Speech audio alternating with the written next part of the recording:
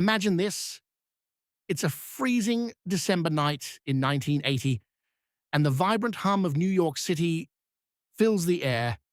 But just outside the Dakota, that elegant building near Central Park, time comes to a haunting standstill. Lying on the cold pavement is John Lennon, one of the world's most iconic musicians, fatally wounded. Standing nearby is his killer, Mark David Chapman, eerily calm, with a copy of The Catcher in the Rye clutched in his hands. Yoko Ono, Lennon's partner in love, art, and activism, is suddenly thrust into a nightmare, one that even 4 decades later, she has never truly escaped. The trauma of that moment lingers in every corner of her life.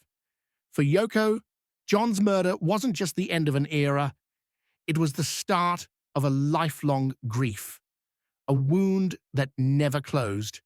Their love story, one that challenged norms and captivated the world with peace protests and experimental art, was cut short in a single, senseless act. Chapman, once a fan, turned into a cold-blooded assassin, convinced that killing Lennon would make him matter. But to Yoko, the reasons never mattered. What remained was the devastating silence in the home they shared, the empty chair at the dinner table, the milestones their son Sean would celebrate without his father. Even today, Yoko finds it nearly impossible to speak about that night, her voice often breaking under the weight of memory. She's admitted that grief for John feels like an endless ocean, with waves that still crash without warning. And yet she's remained a symbol of strength, preserving John's legacy through projects like the Imagine Peace Tower and the John Lennon Educational Tour Bus. These efforts are more than tributes. They're acts of defiance against the darkness that tried to silence his voice.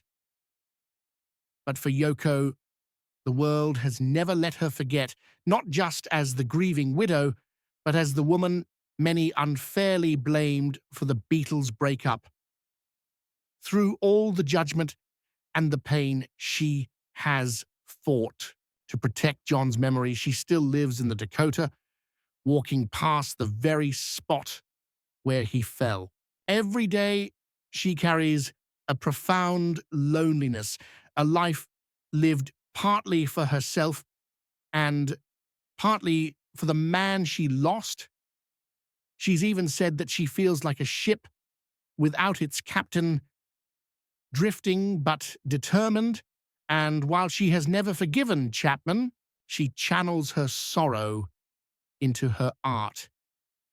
Abstract expressions of love, loss, and resilience. Each shattered teacup, each beam of light is a reflection of the love she still feels.